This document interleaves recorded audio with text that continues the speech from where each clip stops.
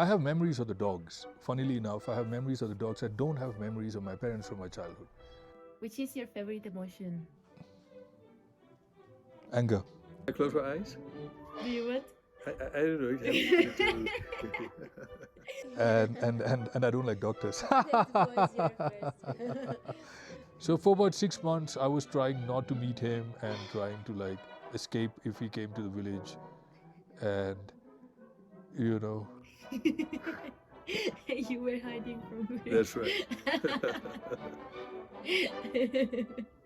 so, but then he finally caught me and then he basically kicked me out of there. Yeah, he gave me the danda and he said, okay, now you have to do this. So I said, okay. And then I left from there to start teaching. Yeah.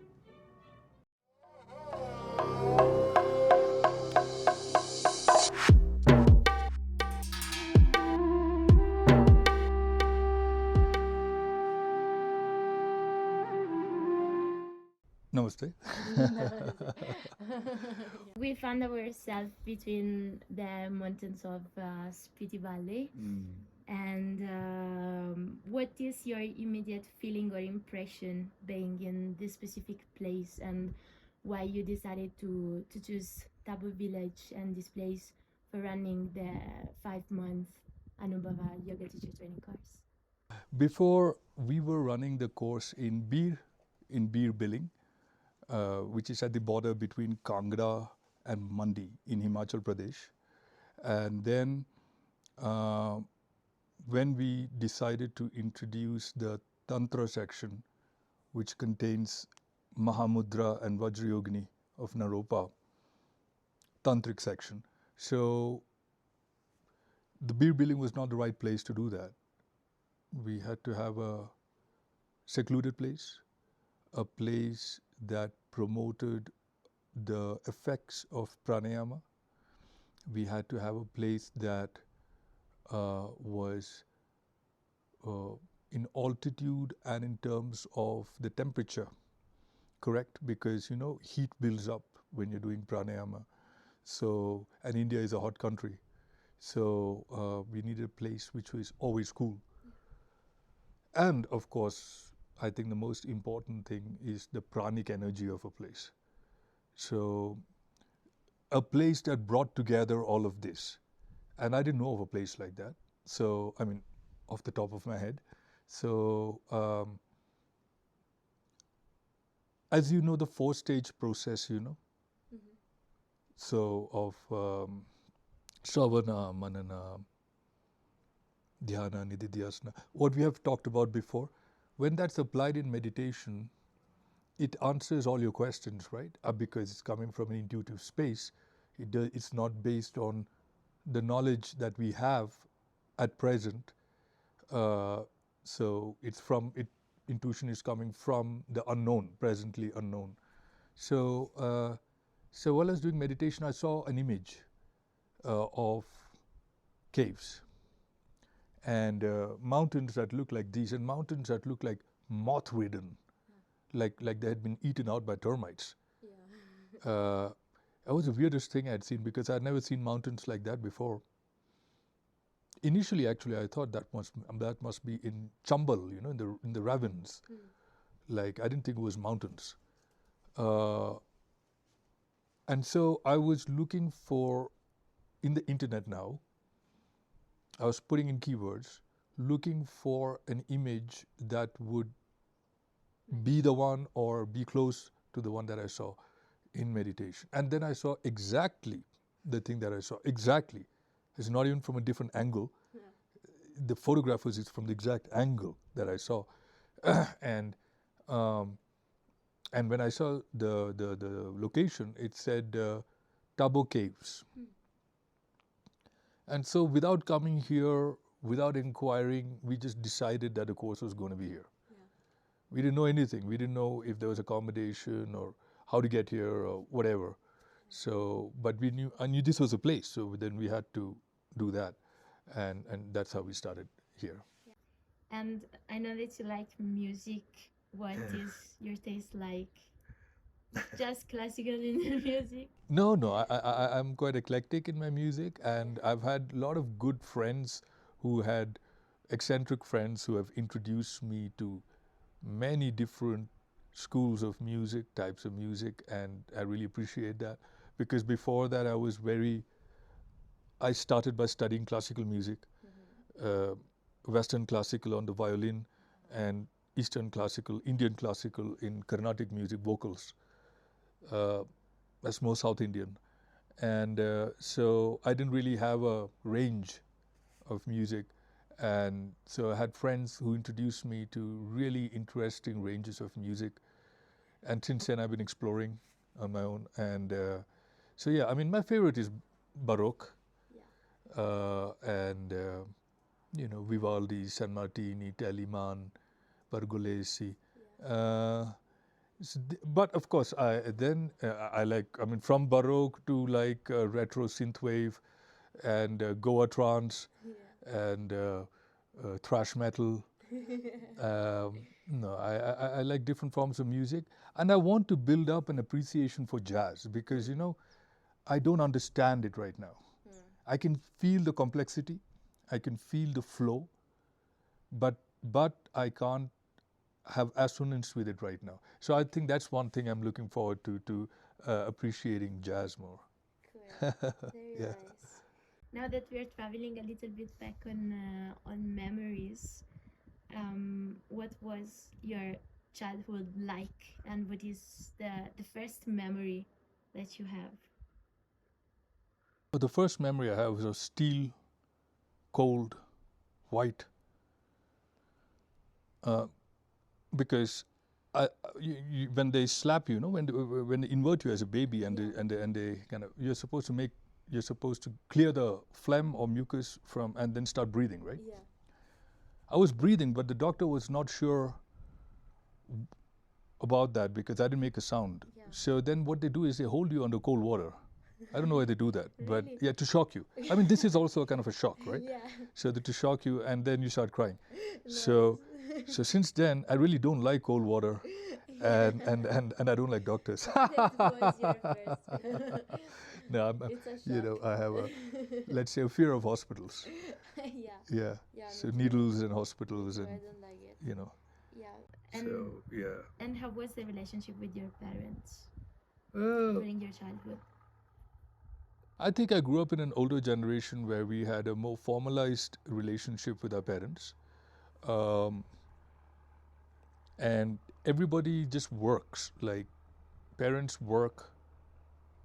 My mother was a householder, her work was caretaking. So and now she does many other things, but at that time when we were young, she was a householder. And so everybody's just working hard at whatever they're doing. You're working hard being a student. You're playing a sports, you're doing a student, you are studying whatever else you're doing, instruments, martial arts, whatever. Everybody's busy, Yeah. and it's just like everybody's working. Yeah. And you have a formalized relationship, I think, with your parents during that generation. I think nowadays people tend to treat their parents more like friends. That was not the case when we were growing up, when I was growing up. And I had a very close relationship with my dogs because my dad had this way of upbringing that you should be close to animals. Yeah. So when I was born, there was these 7 big dogs. One of them used to share my cradle with me, a huge German Shepherd. Yeah. So I have memories of the dogs. Funnily enough, I have memories of the dogs. I don't have memories of my parents from my childhood. Maybe the first memory I have of my parents is when I was 7, 8, or 10, between 7 and 10. And that's just when we were going trekking somewhere, when my dad had taken me trekking. So I don't really see him, I see the trek. So it's kind of, yeah. So we had a more formalized relationship with our parents that way. It was love, but it was more formalized. Yeah. So yeah, I still don't. There's still that distance, which I like, Yeah. but which I think another generation might not like. Yeah. I mean, Yeah, you know, it's so different. And like you studied law. yes. Um, Yeah. did you like it? Like, how were your feelings when during that years? What you remember that was running in your mind? I didn't know what I wanted to do. So my father basically, in those days, if you were given a good education at school, then you were expected to sit for what's called the national entrance examinations. And that just has two streams in it. It has engineering and it has medicine. And from my time, law was starting. You know, this National Law Institute had just started 8 years before.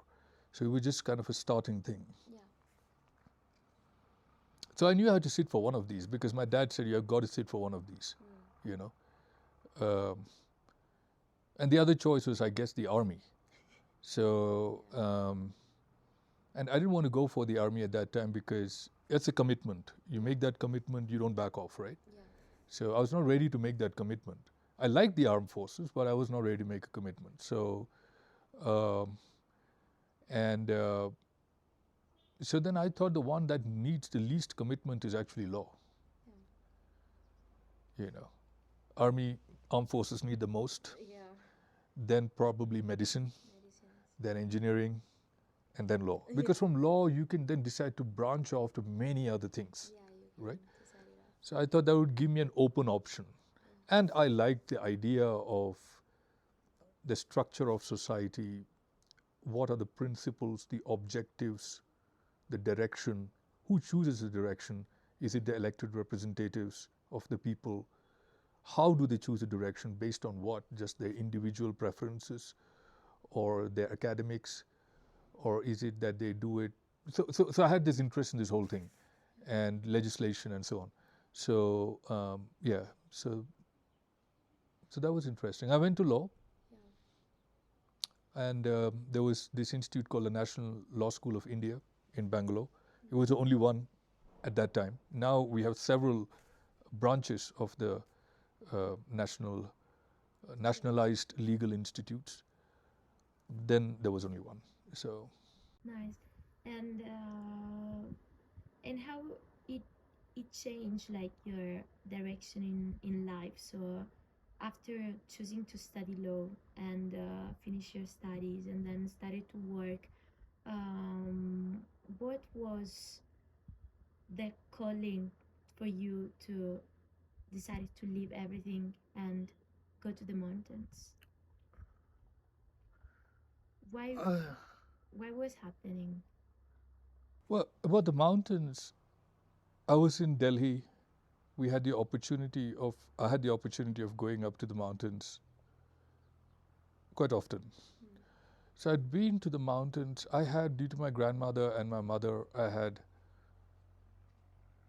an understanding, kind of an upbringing within tantric Sanatana Dharma, very inclusive kind of idea of God and spirituality, very organic. And what I was doing in my legal life, or I shouldn't say legal life, I was more of a lobbyist. It didn't interest me. Firstly, it didn't interest me at all. Secondly, but it was a very privileged position. There was a lot of money there. It was a very privileged position. You're meeting very important people. So I had opportunity to move to the mountains, to see the mountains from my family, from my mother's and grandmother's side. I had in my upbringing, I had this organic understanding or living, experiential living of this Sanatana Dharma, inclusive idea of spirituality and Tantra.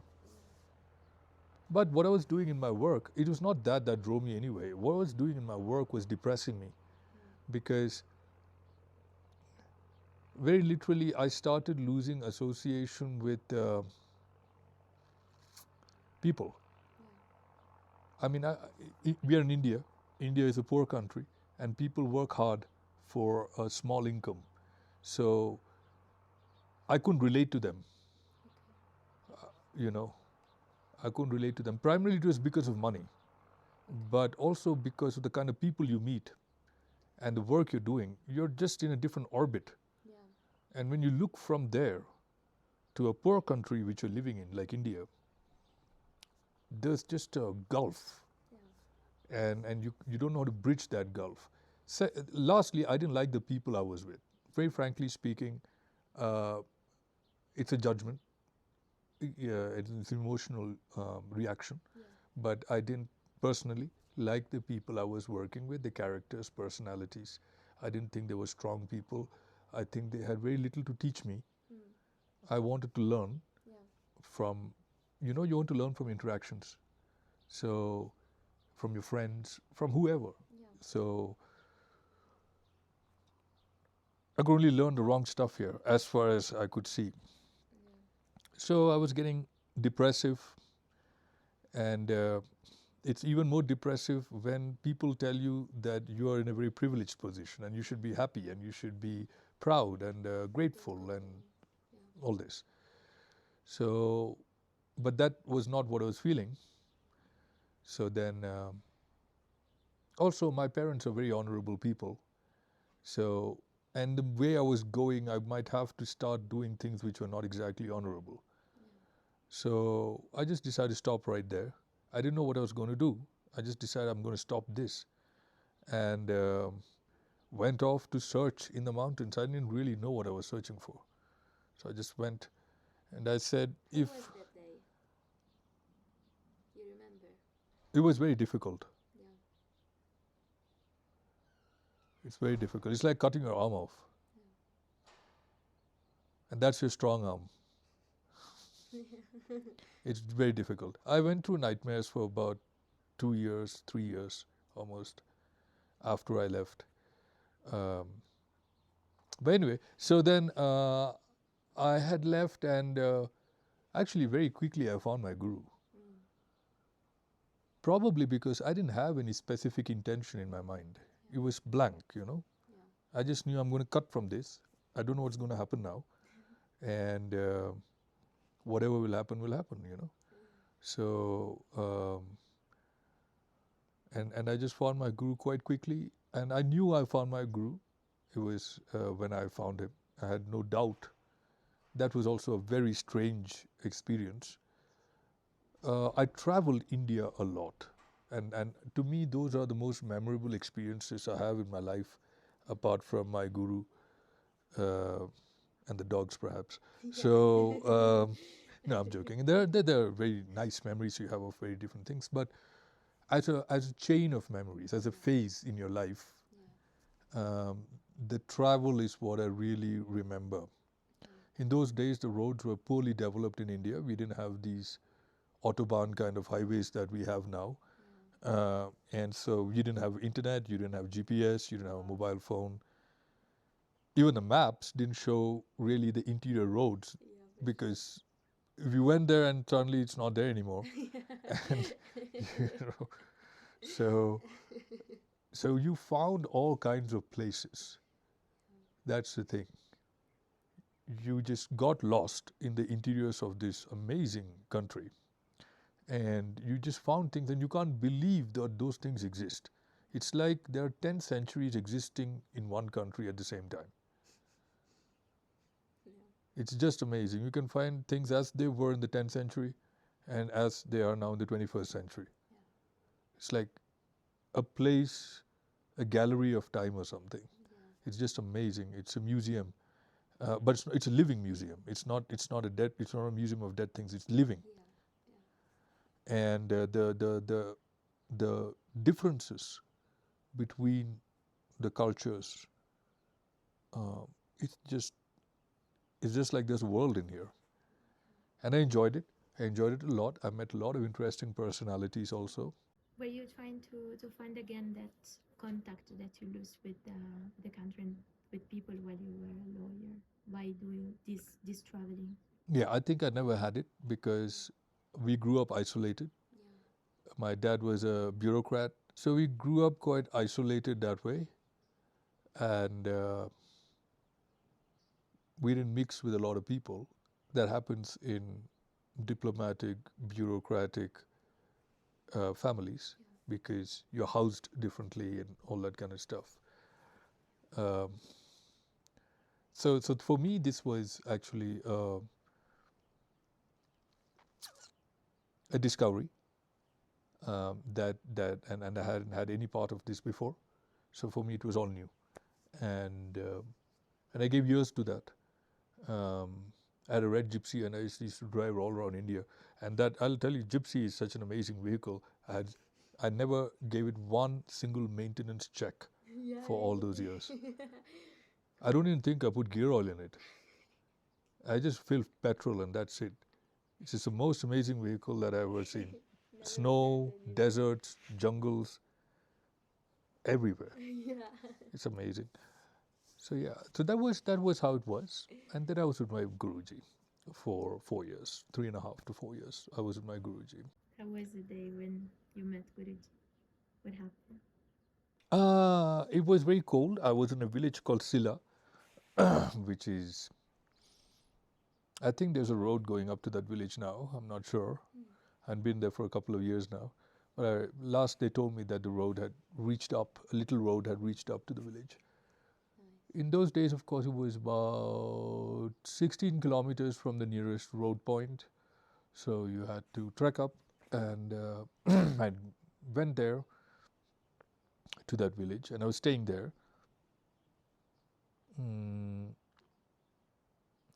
And about after 1 week of my staying there, it started snowing, and it snowed quite hard actually for about 2 or 3 days. And I used to keep going into the forest, which was right behind this village, a mountain forest. You go down and there's a beautiful river there. And so when I went to the forest that time, I saw Guruji, and he was lying down on a rock. And there was snow all around. And he was lying down on a rock, and he was kind of playing with a scorpion. And I was like, and he didn't have any warm clothes on. So just his dhoti and that orange shawl, you know. So then, but he wasn't shivering or something. So then I sat next to him, and we talked a little bit, and then after that I started going to him. I immediately knew that he was my guru. That's the thing. That's a very weird thing. When I saw him, it was like seeing somebody whom I already knew very well. So well that I was just like, I could just sit and not talk in his presence. You know, when you're very comfortable with somebody. So, and that was the first time that's happened to me in my life. I realized that much later. I didn't realize it at that time actually. At that time, it was just everything was just natural. But much later, I realized that, whoa, you know, how did that happen? So then I went to him. I had a little kerosene stove, camping stove. So I take that, make chai, chilam, chapati for him. And but he would hardly eat. But he would drink chai. So I take chai from the milk from the village, go up, and my tea bags, had my little bag, and make chai there. And so he would tell me things. So after a couple of days, it kept snowing, and it was getting colder now. So I thought he would actually die in the night, because he was staying there in the night also on the rock, you know. So I thought he would die in the night. So I had this big trench coat, this German trench coat, and and I offered it to him, and I said, I said you could put it on the rock or whatever, you know. And he said, "You're selfish," and that rocked me. I mean, that really shook me. So I was like, why am I being selfish? I mean, I'm just offering this to you, you know. So and he said, because you want me to feel one thing and not another thing. That is to say, you don't want me to feel the cold. And then he said, where's cold? Where's the cold? That's a good question, because first I wanted to say my skin feels it, then I knew my skin doesn't feel it, my brain feels it, right? So I said, it's in my brain. And then he said, it's in your mind. So if you want, you can switch it off, you can switch it on, you can turn it up, you can turn it down. And I said, that's true. And he said, you can also deny it. The cold is there, the temperature is lower. So we call that colder. The skin is telling you that. But your mind is the one that experiences that. Your skin gives you a signal kind of thing, right? So mind experiences that. And so he said, if you don't want to experience things that have been created by your mind has created a sensation of cold. It doesn't exist out there. There's nothing out there called cold, right? It's a sensation created by the mind. So it's your child. It's your mind child. You are your own mind child. What are you except a bunch of thoughts that I exist and I am this and this is my name, and these are thoughts created by your mind. So he said, you accept certain children of your mind and you don't accept certain children of your mind. Yeah. So, but a good parent would treat all children equally. You know? So that's what he told me. And so that really stayed with me. Firstly, not to have unwanted children. So to train your children well. And then there's no question of not liking them or whatever. If you have raised your children well, they are good kids. You know? So then that led to mind training. You know? So now I had some teens in my mind who were miscreants, delinquents, and I had to get them in line. So that was a fun process. And but that one lesson has always stayed with me. And that was an essence, you know. You can take a whole textbook, many techniques. Atisha techniques, Naropa techniques, Mahamudra, Raj Yoga, Shiva Sutra. But the whole thing is, if somebody who has lived that can tell you, not read that, but lived that, can tell you in one short little thing. It could be a story. It could be just one line. But then it gives you, and that thing is the one meant for you. That's its skill, you know. It's meant for you, it's told to you in those words which would affect you, not somebody else. And it's told to you in a certain environment, in a certain time, in a certain situation. And only then it works. Those same words would not work in another time, in another place, or to another person. And you can feel this. Yeah. So that's the skillfulness of the Guru. And so I enjoyed being with my Guru. That was 4 years. Have you ever had any doubts while you were with Guruji? No. I had nightmares. I had nightmares. And that's not nice. And that's why I enjoy sleeping now, because I don't have nightmares. Yeah. When you are afraid of sleeping for 3 or 4 years, then for the rest of your life, you're grateful to this thing called sleep. You know, like when you haven't had a bed for enough years in your life, then you're always going to be grateful for this soft thing called a bed. You know, so it's like that. So so. But I had nightmares and it was not nice, and so maybe long periods of insomnia and hallucination, because hallucination happens after some time when you have sleeplessness. And even height judgment you cannot do, depth, you got to walk really slow, especially in the mountains, because you're hallucinating. And but I was afraid to sleep due to the nightmares. And then suddenly they just stopped. you know, I was, as I said before, I was in a depressive phase in my life. And after that, I went to this with my Guruji, but I had nightmares. So to me, it was like a continuation of my depression, actually.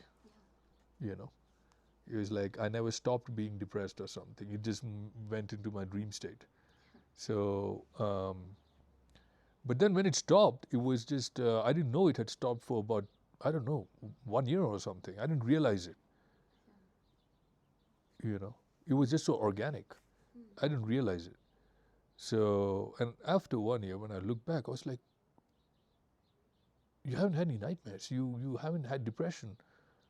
You haven't had doubts. You haven't had conflicts. You haven't had any of this stuff. Where did that go? And I couldn't find it. I couldn't find it. I still can't find it. What's So, the sense of finding it? you know that thing called sadness and depression and conflict and doubt. I can't find those things anymore. I look for them. So it's as if they got just permanently cut. Other things didn't get cut. Like I still have connection to, for example, anger or some other, you know, perhaps not so positive emotions. But these, which really plagued me, they were just completely terminated. They were gone, kind of thing. So, and I can't even connect very well back with the person that I used to be. That's the other thing. So, and I can't explain that, for example, to, let's say, friends. So, yeah, so that was a process which I realized only years later what actually happened. I did not actually realize it. Maybe I had lacked awareness, I'm not sure. But I didn't realize the process as it was happening. I realized it afterwards. So, yeah. So that's why it was working in that moment.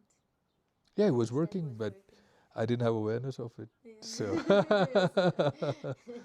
yeah. Maybe somebody with more awareness would be very aware of this thing on a daily basis, maybe, you know. So, right. That's very strange when you come back and interact to people that Yeah. you knew before. So like even, Right. for example, why you decided to come back. Oh, because my guru kicked me out of there. Yeah. He said that because I was now so happy, and I said, you know, up till now, I was kind of living a photograph of life, and now I'm living life. It's like totally different. It's like from black and white to color kind of thing, you know. And I'm never going back to black and white. So it's just a metaphor, but this is how I felt, you know. And I felt I still feel like that. I feel kind of, now I'm almost 50, but I feel like kind of sad for people, young people especially, who don't have that thing to life, you know. So I didn't have it. Yeah. I didn't have it. So for many years in my life, and then I had it, and now I knew I had it. So, and also my mind was starting to go into subtler places. It's not that I was a total donkey before, but I was like more of an intellectual, I would say. And now that started, I was happy for having cultivated the intellect, having the environment and the opportunities to do that. So I was so happy, and I didn't want to leave. I thought this is going to be the rest of my life, and I was teaching village kids there, and in Silla, and I had a great time. And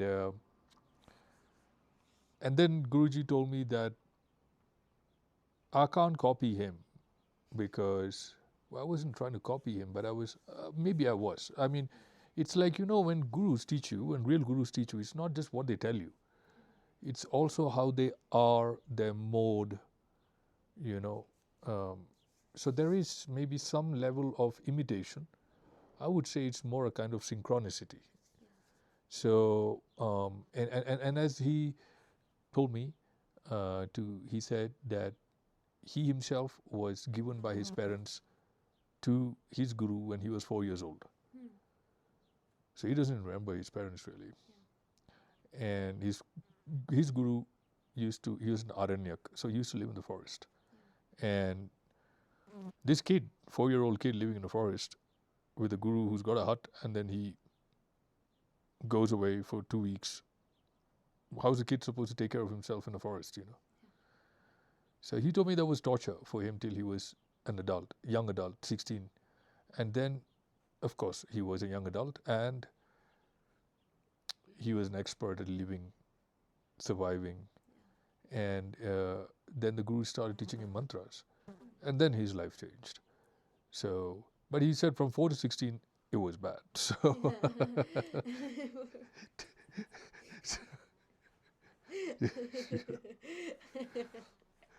and so he still cries about that actually when he speaks about it, you know. And yeah, I can imagine that. And it's like when you have nobody, you know, when you have nobody, that's when you find God. When nobody loves you, you get the love of God. So it's, and that discovery can be very moving. So then he kicked me out of there, and then he said that, you know, your life is not mine, my life is not yours. And you have been born in different circumstances and undergone a different environment because your dharmas and karmas are different. So you can't stay here in this mountain village and be with these mountain kids. You have to go and teach educated people. So I said, I don't want to do that. So for about 6 months, I was trying not to meet him and trying to like escape if he came to the village. And, you know. You were hiding from me. That's right. So, but then he finally caught me, and then he basically kicked me out of there. Yeah, he gave me the danda. And he said, okay, now you have to do this. So I said, okay. And then I left from there to start teaching. Yeah. So that was some time back now. And yeah, so it's been more than 15 years now since then. And I was teaching mostly in beer billing after that. But I traveled to a lot of different ashrams, including Bihar Yoga, which I really enjoyed. Swami Niranjan Saraswati, I think he's one of the best teachers today, most authentic teachers today in India. So I enjoyed the time there also. I went to different ashrams to see how they were organized and how they were teaching and what was their methodology, what was their content, what kind of students come, what do the students expect from their learnings or teachings, what do they expect to receive. So it was just a learning experience regarding all that. And then of course we set up in beer billing after all that. So And AryaMarga started. AryaMarga started. Cookie, my wife, Tanida, I met her in Bihar Yoga when I was there, and after that we decided we'll start an institute together. And she's amazing in asanas. She was always amazing in asanas, and she was already teaching for maybe 4 or 5 years before she came to Bihar Yoga. And so she's our main asana teacher. And together, and also the person who helps to organize everything. And I'm not a very organized person.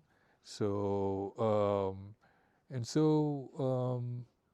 we started the AryaMarga Yoga Institute in beer billing. And that was officially registered, I think, about 10 or 11 years back. I think it's 11th year now. Were you happier up in the mountains or here teaching? You mean in Silla? When I was with my guru? Yeah. Were you truly happier there or No, I think I'm very happy that my teacher asked me, my guru asked me to do this, because I wouldn't have done it if he had like forced me to do it. So, and since then, I have learned so much, I would say, through the interaction with the students who come for the different courses, and interaction with people in running an organization, and you know, all the institutional structure and creating of manuals, and a code of conduct for teachers, and so all of that taught me a lot, and gave me a lot of insight, and I don't think I would have had that without this experience. So I'm really happy that I came into this. So I don't want to compare it to different phases. That was just different, and this is different. So, but this is much more. So you're more of a person, you're more wise, you're more capable, you're more knowledgeable, skillful, and maybe you're living a fuller experience of life as this growth is happening. You know? So yeah. Nice. So now we have a rapid fire round. So you have to answer in no more than 10 seconds. Okay. Or 15 seconds. Okay. Okay, it depends from the answer. All right. Shall I close my eyes? Do you want? I don't know. Okay, let's do that. Okay. 1, 2, 3. What is your favorite book? It's my favorite book. Maybe Julius Caesar. Okay. Shakespeare's Julius Caesar. Okay. Which is your favorite emotion? Anger. Why don't you have kids? Because I have responsibilities with others' children. Okay. Are you planning to adopt one? No, I think I've already adopted a lot. Which is your favorite animal? Tiger. Ooh. What is love for you? Passion. Do you plan or do you follow synchronicity? Can you repeat that? Do you plan or do you follow synchronicity? No, instead I try to terminate what is preventing synchronicity. So there's something in me that's stopping me, and I try to be aware of that and stop that. Then I'm back to synchronicity. That's how I feel. What makes you angry? Adharma. Do you follow your heart or your mind? Both. I used to follow the mind before, and after the heart was developed, thanks to my guru, now I follow both. I like to think I do. What's freedom for you? Expansion, evolution. What makes you laugh? Oh, funny stuff. Life makes me laugh. Do you like people? I love people, love life. Do you like them enough to trust them? Oh yeah, I trust everybody. That's why I get angry, because I trust everybody. It's stupid, I know. Maybe I don't know if it's stupid, but I do that, and then I sometimes get angry. And myself also. Huh? Yeah. That makes you laugh. Yeah, it makes me laugh. What is home for you? Home, this world. Kettlebell or dumbbell? Oh, kettles. Thank you so much. Thank you. Thank you. Thank you, Energy.